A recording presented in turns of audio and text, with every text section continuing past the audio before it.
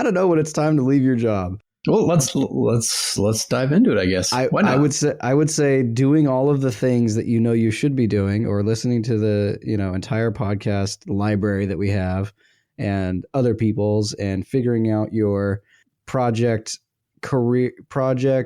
and career and personal development plan, and you know what you're doing, and you've been executing that for a year relentlessly, regardless of what other people think, or letting your mindset get in your way, and you end up with something that's completely not what you want, and you're pissed off and you're resentful, and like then I would say it's time to leave your job. Welcome to the Impactful Engineer Project. I'm Steve Maxey, and with my co-host and brother Jake, we are here to bring you guidance, fresh ideas, and the tools to help you become an impactful engineer.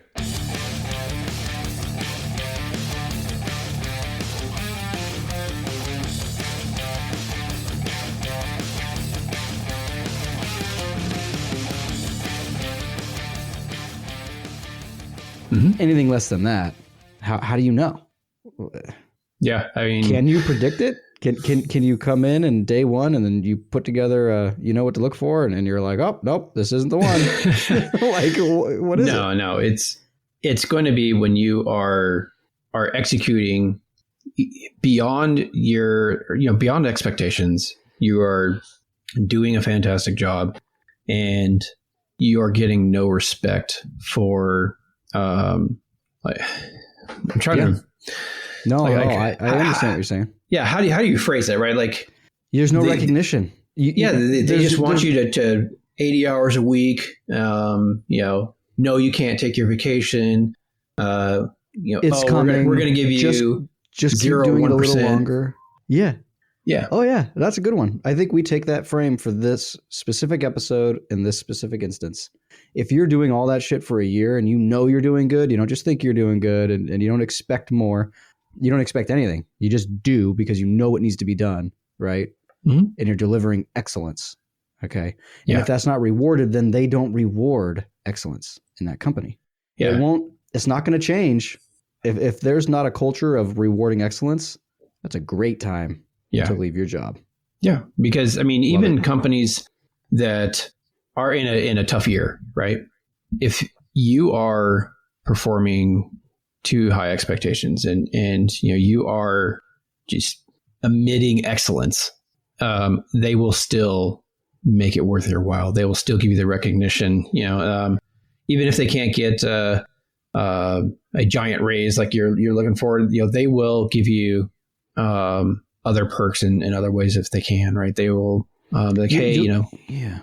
You'll see some sort of response. You'll see some sort of negotiation, but it's not just down year this year and just keep doing a great job. We all see it, and just keep doing a great job. If they can't be specific about why you're doing a great job, they haven't been checking in throughout the year to increase your effectiveness, to give you feedback. If they haven't been participating, then I would say it's a good time to think about leaving your job. Sure. Yeah. There's a time aspect to that too. I mean, 6 months later and you expect the world, probably ain't going to happen. And it depends on where you're starting. There's a lot of depends here, but I would say if nothing is recognized, like, it's a pretty good sign. Yeah. What's the next one? The hidden cost of saying yes to everything. I like that one. Yeah. And it says it's related to burnout. It says burnout isn't a badge of honor. Learn to prioritize like a killer. It's using my language. We're going to kill it. We're going to kill things. Yeah. Also, I think a big part of that is making sure that what you're working on is what you should be working on. Right? You don't want to say yes to everything, because then you'll be working on things that don't matter. Yeah, and don't matter at the time. Like just last week, and just a little context. This is like me being a project manager, and I put together project plans. I have each week dialed into the minimum acceptable milestones that we must reach in order to have success.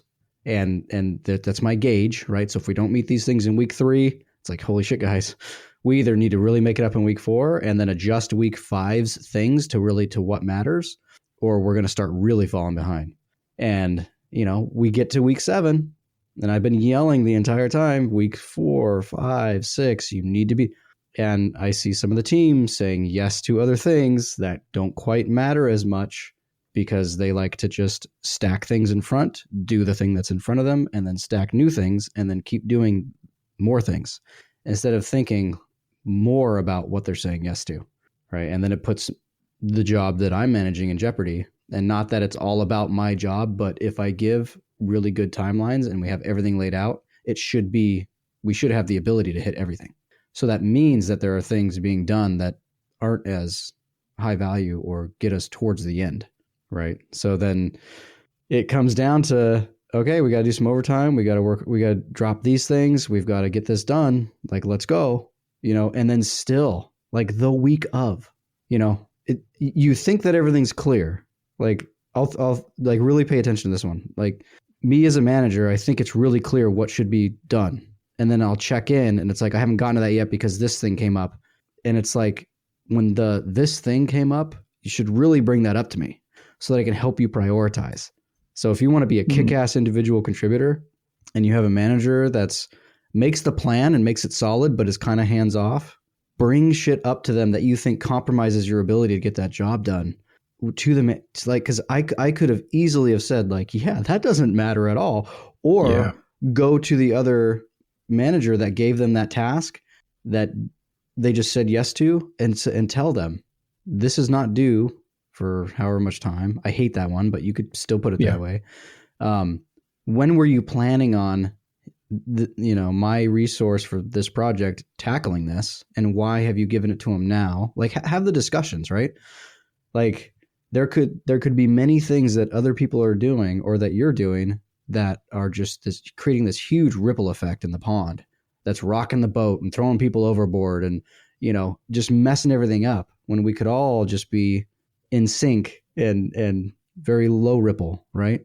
I think if you're an individual contributor and someone else comes to you that's not your like direct manager and says, hey, I need this project by such and such, and you are working on a really high impact project already, you don't necessarily have to say no right away, but you can say, hey, that sounds awesome. Let me touch base with Jake, my manager, and I'll see if this fits in kind of the game plan for what needs to get done. And if it does, then I'll get back with you and we can see when I can get it to you.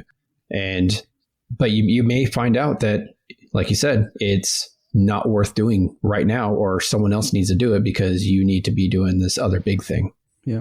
And I just want to reinforce that, like, that's all good. All the communication's great, and you should, and you have permission to do that. Some people might say that you don't, and that we should all just be working and getting things done. Like, that's micromanaging. It's like, no, it's just actually doing a great job of allocating resources. It's just prioritization. It's prioritization. It's good strategy. But some people don't see it that way. But you still have permission to communicate. But again, just don't fall into the trap, because real life example here, project is due week 7. Week 6 on Friday, another project manager drops a bunch of stuff, is going on vacation the next week, but drops a bunch of stuff on your plate and says, all this needs to get done. Or, you take it that way. So then you're into your week 7 when you're supposed to be working on this other project, doing all the stuff you were delegated on Friday before because you think you have to do that stuff. You don't have to do that stuff. There's elements of the other person hasn't allocated resources correctly, is dumping a bunch of stuff on you before they leave for a week and are unreachable. That is not a reasonable plan. That is a shit plan. Okay. Mm-hmm. And you should not have to take shit plans and run with them, especially if it's going to derail another good plan that has been in place for 7 weeks straight. Right. And you can tell this is a little, this is personal to me, but it's very correctable. And when I found this out, I'm like, all right, how you do it? It's Tuesday, the week of the delivery. It's like, all right, how you doing? Well, I got this other stuff. I'm trying to get to your stuff, but I said, what is this other stuff? Show me this other stuff, because I'm gonna light it on fire and throw it out the window, and then you won't have to do it anymore, and so it clears you up for this. Is that okay? So it was like another conversation, right? It's like it is almost, I couldn't believe it. Almost, it's like we've known about this deliverable, we know the steps, we should be executing the steps, and you're not. and you're getting derailed. It's like, what is happening? Right. So I've kind of got off the rails there, but it's like, as an individual contributor, if you bring that stuff up immediately, or you get really good at prioritizing like a killer, that's going to be huge for your career. And it's not going to end up costing you and everybody else a ton of headache. Yeah. Cause I mean, what good does it do to say yes to everything and not be able to deliver on all those yeses? Right. If you are more selective in the yeses that you take on, and you're able to kill those yeses, then people trust that you are going to be that killer, and to be able to say what you say you're going to do, or you complete what you say you're going to do. But when you say no, that means that you can't do that work. And people think that saying yes to everything and just tackling it and just taking care of it is a huge win in their court. And it's not. It is not the big X factor that everybody thinks it is. It's way less impactful than being able to say no to things and scheduling it correctly. That's where the impact is. All right. So what's the next one? If you can believe it. The 3 things that actually get you promoted. Hint, it ain't just being technically good. What? No way. You don't say. Yeah. Lay it on me. I mean, learning to say no to some things, that's going to get you promoted. Absolutely.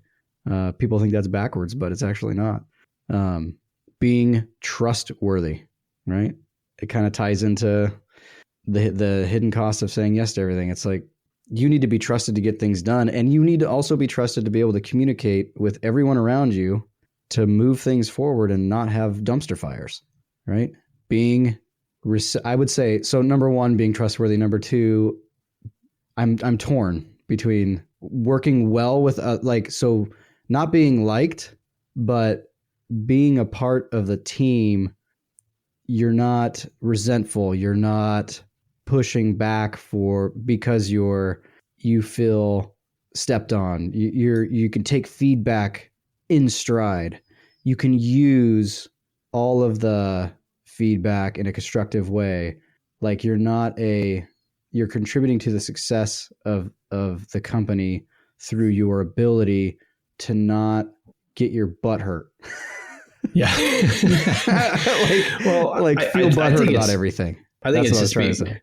You are contributing to the success of your entire team and others by utilizing radical candor, right? You're able to have the hard conversations, but everyone knows that you care about them, the company, the projects, and everything else. And then so the words that are coming out of your mouth are coming from a place of sincerity, right? So you are giving feedback, you are receiving feedback, you are taking action on feedback because you want everyone to win. If that makes sense. Yeah. And the how to get there matters. So if you're really frustrating to work with, and it's just every single time someone's going to give you feedback, it's a battle, you take things personally, that just gets in the way. So I would say that's one of the main things that I've seen is that people are just willing to suck and then get better and then work together and then get the thing out or do the service in the best way possible without all the infighting and the I don't know how else to say it than taking it personally. You got a good. So that was 2, right? Yeah.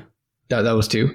Yeah, that was 2. Okay, so I think a big one for me, from what I've seen, is people who show up and do the job think they need to be promoted. So what I'm trying to say is, to be promoted, you have to perform beyond expectations, significant enough to where people notice it, big time. Because when you show up, you do the job, you do everything correctly, you do it well, etc. That's still, you're doing everything to your role. That is to expectations. So you are at the performance level of the role that you're in right now. If you want to be promoted quickly, you need to be 2 steps beyond that and exceeding expectations, taking on more responsibilities, doing things that people 2 levels above you are doing and doing it well, not just oh, I'm going to do these things and then I suck at them. I'm not saying that. But just performing well beyond expectations consistently, whether people are watching or not. Just always doing that and living to those high standards. That's how you can get promoted quickly. Yeah. And really think about it. People probably thinking, well, that's not everybody and people are still getting promoted, or geez, that sounds like a lot of work, Yeah. but that's where it's at. That's actually the key. Like, these are for-profit businesses. They are making huge bets for the people that they promote, that they will work out. It becomes increasingly expensive for the business to promote in many ways, not just your salary. And as soon as they put you in that position, it's not a simple, oh, this person didn't work out, and so we just need to replace them or move them out and create this hole. It has huge ramifications for the entire team when you do stuff like that. So someone is making a big bet on you when they promote you up. Also, 95% of other people can come in and just do the job as well as they need you to do it. Kind of the fill the seat thing. There's a lot of people that can do that. Mm-hmm. And so it's just simple, math. It's like, okay, so everybody's doing this thing. They do it at the same level. We can't promote every single person up. There's only a few slots. What do you think's going to happen? They're going to choose the person that is ahead of the pack, that is doing more consistently. Yeah. It's very basic when you think about it that way. Yeah. Companies don't promote on tenure. They promote on performance. At least they should. Yeah. Well, most companies do. How's this? You don't want to work for a company that doesn't do that, because then you're going to have high performers working under low performers, and you just get a ton of resentment, a terrible work culture, et cetera, et cetera. You need to be in a organization that is run on meritocracy, right? That the highest performing people are the ones who move up, and the good performers stay and the low performers get exited. 100%. Agree. Mm-hmm. So we have more. Yeah. I want people that get something from this. So that was like career and growth, supposedly. Remember, this is all generated from Mr. AI. So this next category is technical and execution mastery, which is important, right? The first one he says is how to stop getting steamrolled in coordination meetings.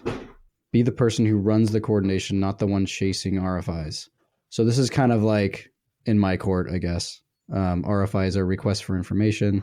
That's probably pretty typical language. But so what he's really trying to say is if you are the person that shows up to a coordination meeting and doesn't voice their concerns, opinion, contribute, right?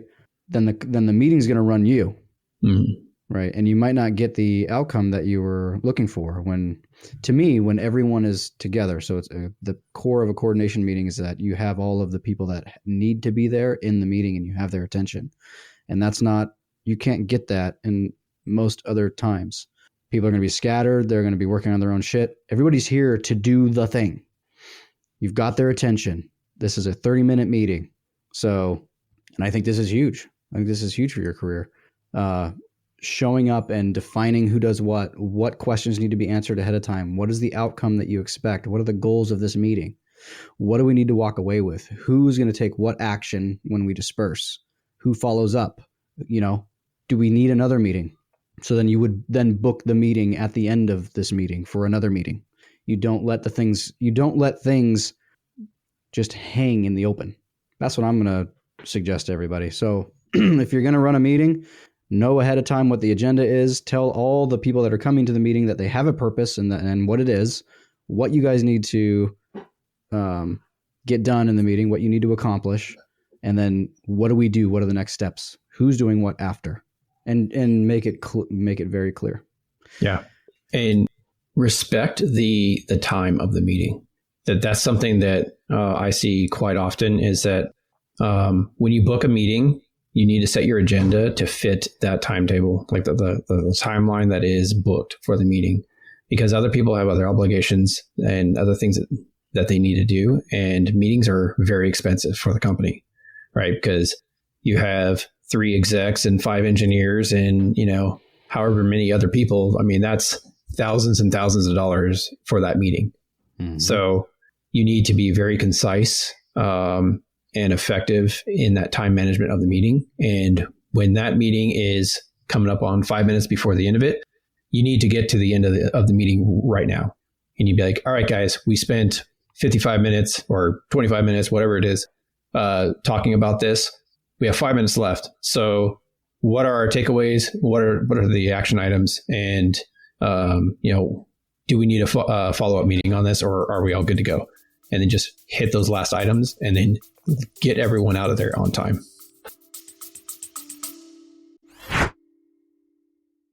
Hey, my fellow impactful engineers. If there's one thing that you could do to help out this community, it's to keep listening to the podcast, but also if you found value in it, to share it with one person, give us a 5-star review, or even leave a text review. It'll only take a few seconds of your time. Find that person that you think could enjoy some of this or learn from it, and pass on the good word. Now back to the show. Yeah, and you know how most people prepare for meetings? They don't.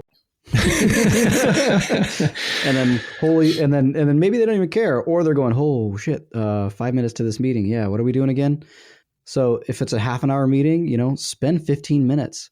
And if it's something that you are not used to doing at all and you call the meeting and it's your first time running this sort of meeting, I would spend like an hour. Yeah. Talking to multiple people too about how do we make the most of this meeting, writing everything down for an hour for your 15-minute meeting. If you're not good at it, like, I forget where I heard this, but it makes total sense. It's like, if it's unfamiliar territory and it's a meeting, spend 4 times as long as the meeting's going to take preparing for it. I think it was a Layla Hormozy episode. Layla. Yeah. And she's like the master. Yeah. So, and it works, because I've done this, for a long time. So, but when you start getting used to, oh, yep, this is that meeting. I've been in this meeting 10 times, 20 times, 30 times. Then you can spend a disproportionately short amount of time compared to how long the meeting is. So like an hour-long meeting. Like next week I have 2-hour-long meetings. My chunk would probably be half an hour. And it's a IFC presentation meeting to get everybody on the same page about the construction documents. I've done it a bazillion times. Okay. So I'm not even I'm going to spend maybe 5 minutes preparing for that meeting ahead of time, which is getting the drawings together, making sure I can run the ship. Somebody else set the meeting, so they have the agenda. Like, I've been there, done that. Right. But still 5 to 10 minutes I'm going to spend. Make sure I'm going to recap the MEP drawings and make sure I know the biggest line items, to make sure that I bring up and clarify. Pick a few topics that I can bring up that, hey, let's call back to being seen and advocate and setting the tone. I'm going to pick some things up that I know are going to be highly valued and appreciated. And I'm going to bring them up on purpose, right? So that there's no way that I could not bring them up, right? So some things that are highly valuable to, knowing who's on the meeting. I'm going to choose things to talk about based on who I know is in the meeting. So you can get tactical. You can get tactical with this stuff. And how you're going to present the information, right? Are you going to be technically detailed, or are you going to be real high level and just super concise? Right. If you have a bunch of execs, you better not be diving into the technical thing unless they actually ask you on the spot. That's right. Yep. And we did this at this point in time in the meeting to save this much money in construction. That's why we did this way. Oh, cool. They're thinking about construction dollars. Another way I could say that is, yep, this is what we're doing for this wall of the lab, looky. Mm-hmm. Or I could say, hey, we discovered that the equipment was better in this orientation and that this actually saves us about 10 grand in construction to do it this way. So that's why we did that. It still presents the same information. I just framed it differently. Yeah, because you want to cater the information to what they actually care about. That's right. So. And why wouldn't you do that? You wouldn't do that. Audience, for sure. You wouldn't do that if you're not comfortable speaking to that type of audience or to with that kind of information, or you know what I mean? Like, some people feel the need to dive into the real technical side of things, because it they want to showcase that they are the expert. They want to showcase that they did all the work to understand this thing that they're presenting on. And so they feel like they must speak to it all in detail. But that's not the case. If you are paid to be this technical expert, so they are going in the meeting already knowing that you did all the work to understand the why and the technical how, and et cetera, et cetera. And so you're in this meeting because they want to know, okay, why did you make that decision to save this many dollars or whatever? So that's the information that they need to receive. Yeah. And you better, this is where the meeting prep comes into play.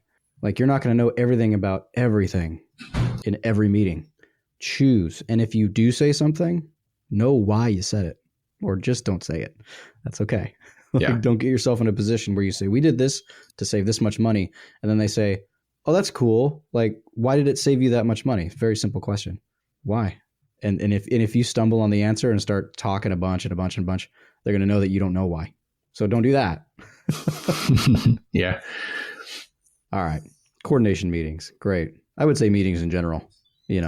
We've covered that before. All right. On to the next one.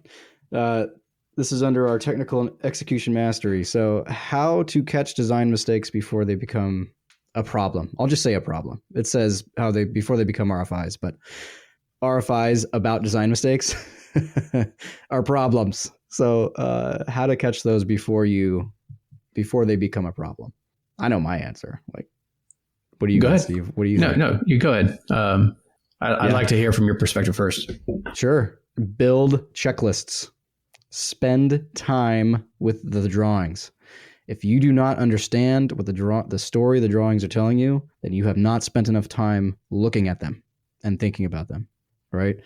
And not just drawings, the project. So this has saved me.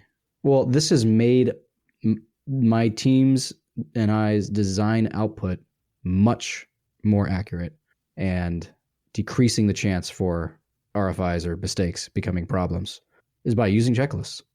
I've built mine over the years that I've been doing this, right? Because unless I reviewed a set of drawings, which you never get time to do, unless I reviewed a set of drawings 5 times in 5 separate weeks, I'm not going to remember all of the things. If I have one chance to do a detailed review of the drawings before they're done, one chance, I'd rather have a checklist that says these are the most common RFIs and things that drive mistakes.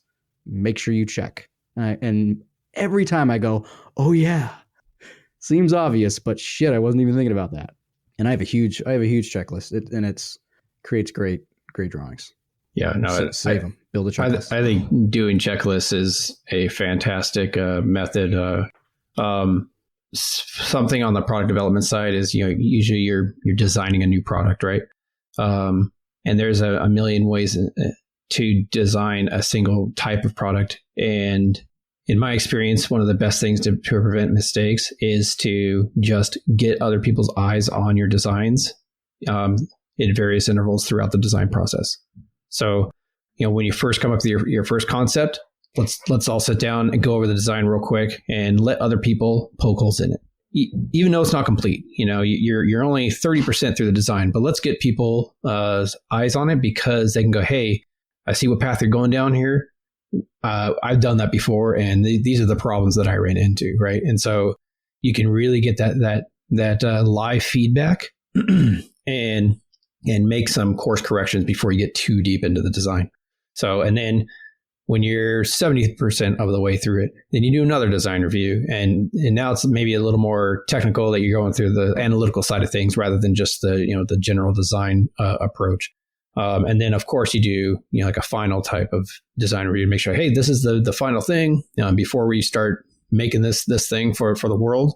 I just want to get one last round of reviews from everyone, and let's just dive into this. And in product development, I think that's one of the most valuable things. And I think every company I've ever worked for has this built into their process, but just executing it is in various intervals throughout the design process is just really important. Yeah. And I wish I had actually learned that earlier and how to set it up. Mm-hmm. Because it's a really good idea. And then you ask for it and nobody finds it valuable. In my experience, it's like, hey, I have this 30%. Let's do a review of it. And while some people may say, oh, yeah, that actually is a good idea, the execution behind it never pans out. Because even if you set it up ahead of time, it's like, yeah, review this stuff. Then it's this isn't my project. It's only a 30%. I'll do it in the last 5 minutes if this meeting doesn't run long. Like, own the process. So what I'm trying to say is own the process from start to finish. I would present to other people. So they have to show up to the meeting. You've given them an agenda about what they're there for, what you're there for, and how long it's going to take. Yeah. And then they have to show up. It's not like now their ownership to do a good review. You own the good review. Absolutely. So you get all the smart people in the room and you start diving in and you're almost like leading them or you go down somewhere where like this is what I'm choosing to do, but I really want someone to tear it apart. So you're going to prepare ahead of time for the meeting and you're going to talk about it. And then all of a sudden, all this advice comes in, right? You can pull all this expertise. When if you just said, hey, please review these drawings, let me know what you think, they might not have gone down that particular rabbit hole at that particular time. They could have been distracted by this. They could have been thinking about this other thing.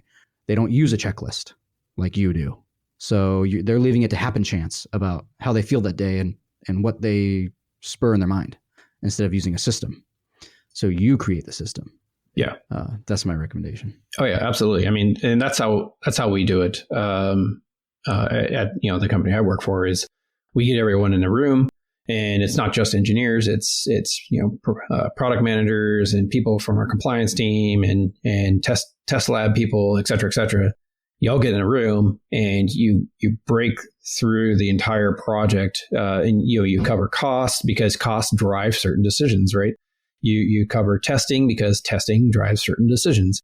And then you go into the design and the analysis and, the assembly and, where it's going to be made and some logistical aspects of the product.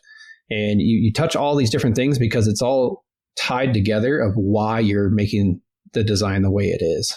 So, and as you said, everyone's in the same room. So everyone's bought in with the attention and you're diving into each subject with that whole collective group of people. And you have a presentation, a slide deck that goes through everything. So it's a really effective way to make sure you're not making mistakes.